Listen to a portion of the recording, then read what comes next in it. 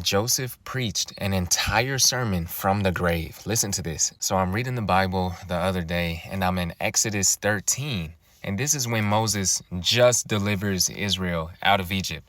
And then it randomly says, Moses took the bones of Joseph with him. And I'm thinking, wait a minute. Joseph, like the same Joseph that ruled over Egypt, the Joseph that was thrown into a pit, right? That was second in command under Pharaoh.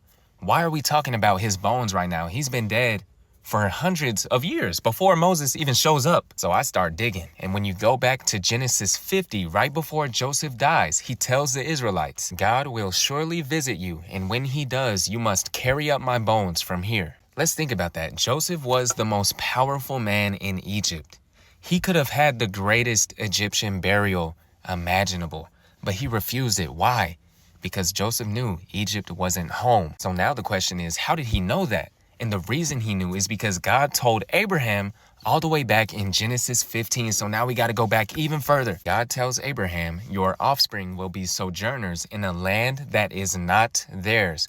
They will be afflicted for 400 years, but I will bring them out. Wait a minute. Egypt was foretold. Slavery was foretold, and deliverance was foretold multiple centuries earlier. And Joseph believed it. So instead of being buried in Egypt, his bones just sat there for 400 years. Through prosperity, through slavery, through generations rising and falling, his bones became a message. Joseph's bones preached a sermon. Every generation that saw the bones were being reminded that God is coming back for us. Those bones were testifying for 400 years. So when Moses takes the bones with him in Exodus 13, it's God saying, I didn't forget about you. Now, Joseph's bones end up going out of Egypt, through the wilderness, and eventually make it to the promised land. So think about that.